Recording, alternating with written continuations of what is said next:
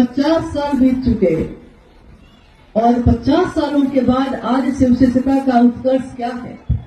जिस दिन शिव की शिष्यता सिर्फ उनकी सोच में थी, सिर्फ उनके विचार में थी, सिर्फ उनके मन में यह विचार प्रवेश किया था, जिस दिन, उस दिन एक अकेले तन्हा व्यक्ति वो शिव के शिष्य हरिनानंद जी थे। उन्होंने इस बात को दीदी नीलमानंद जी को कहा।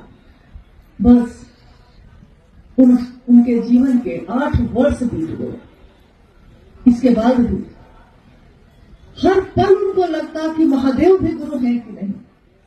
इस बात पे विश्वास नहीं होता, क्योंकि इतने धोखे खाए थे, इतना छले गए थे कि उनको लगता था कि हर जगह धोखे ही धोखे हैं।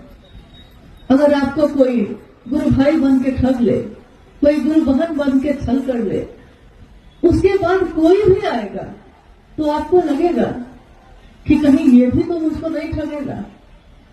ऐसा होता है ना। उस दिन साहब के साथ भी ऐसा ही हुआ। गुरु के रूप में लोगों ने उनके साथ कितने धोखे किए। कहा कि ईश्वर से मिला दूंगा, कहा कि ये सिखा दूंगा, लेकिन कुछ भी हासिल नहीं हुआ था। जिस दिन उन्होंने शिव को गुरु बना लिया और दीदी नीलमानंद जी को कहा, उस दिन के बाद से उनके जीवन में ये विचार और गहरा होता चला गया। ध्यान दीजिएगा इस बात पे कि विचार गहरा होता गया है, लेकिन विश्वास नहीं। अविश्वास में उन्होंने शिव को गुरु बनाया था। उनको कोई विश्वास नहीं था महादेव पे।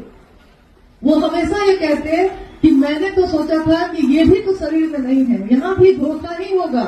अविश्वास में श्रद्धा भी नहीं थी। हम लोग को तो थोड़ी श्रद्धा भी है, लेकिन साहब ने कहा कि मुझको तो कोई श्रद्धा नहीं थी। मैं बोलता था, क्या नहीं बोलता था महादेव को। गुस्से में, दुख में, हताशा में हम किसको बोलते हैं? वही वो जिसको हम बोल सकते हैं, या जो मेरा इतना अपना है कि हमको पता है कि उसको हम कुछ भी बोलेंगे वो मुझको छोड़ेगा नहीं, हम उसी को बोल पाते हैं। सबको कहाँ बोलते हैं। साहब ने कहा कि मैंने महादेव को भी क्या नहीं कहा। कभी उनकी तस्वीर को रख देता आंगन में, कभी रोता, कभी कुछ कहता, लेकिन महादेव ने मुझको क्या दिया? अविश्वास, अश्रद्धा, संशय ही संशय। लेकिन जब मैंने शिव को अपना बनाया, बस विचार सोचा था अब कहीं दूसरी जगह नहीं जाएंगे, महादेव के पास आ गए तो महादेव के पास ही रहेंगे, अब दूसरा कोई नहीं होगा। ये बहुत बड़ी बात होती है। ये संभव नहीं होता सबके लिए। बात इतनी बड़ी है कि तुम नहीं तो कोई दूसरा नहीं। हमारे आपके साथ ऐसा बहुत कम हो पाता है। अभी जैसा भाई सुमेंद्र जी अपनी चर्चा में कह रहे थे तो मैं सुन रही थी। जब तकलीफ होती है तो थोड़ा आवेश पैदा हो ही जाता है, उनकी आवाज में था, स्वाभाविक है। जिसने साहब और दीदी के कष्ट को, परेशानी को, पीड़ा को नजदीक से देखा हो, उन सभी गुरु भाई गुरु बहनों के लिए ये बर्दाश्त करना बड़ा मुश्किल है कि कोई शिव की शिष्यता में आज सवाल उठाता है, साहब की तस्वीर क्यों, दीदी की तस्वीर क्यों, महादेव की तस्वीर क्यों। बात तस्वीर की नहीं है, बात संवेदनशीलता की होती है। जो मेरा है वो मेरे मन में तो है ही, लेकिन उसको मेरी नजर भी देखना चाहती है, और उसको देखने के बाद फिर किसी को नहीं देखना चाहती। दिखते बहुत लोग हैं, लेकिन जिसका दर्शन कर लिया है, जिसको देख लिया है, फिर आंखों में किसी और की प्यास नहीं है, किसी और की चाहत नहीं है। बस उन्होंने जो कहा है उसको दोहराते रहते हैं, सुनते रहते हैं, बोलते रहते हैं हम लोग, तो मन को एक संतुष्टि मिलती है। लगता है कि उनकी बातों से मेरा मन शिव की तरफ चल रहा है, जगत की चीजें खींचती हैं और महादेव का आवेश हमको महादेव की तरफ खींचता है।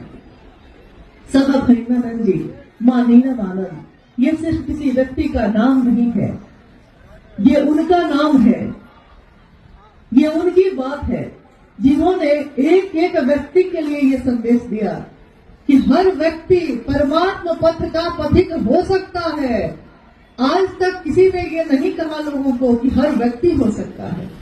लोगों ने कहा कि तुम हो सकते हो, अलग अलग जाति, अलग अलग धर्म, अलग अलग वर्ण, भाषा, क्षेत्र, इसके अनुसार बंटवारा रहा। लेकिन जब शिव की तरफ से साहब ने दुनिया के लोगों से बात करनी शुरू की तो उन्होंने कहा, शिव जगत के गुरु हैं, जगत का एक एक व्यक्ति शिव का शिष्य हो सकता है।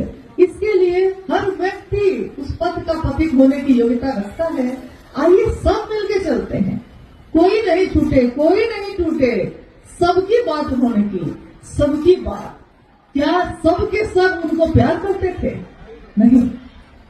कितने लोगों ने तो विश्वास में नहीं किया, कितने लोगों ने तो साथ चलकर साथ छोड़ा भी, कितने लोगों ने साथ भी दिया। लेकिन साहब कहते हैं कि मैं अवरोधों को ही आरोहण बनाता चला गया।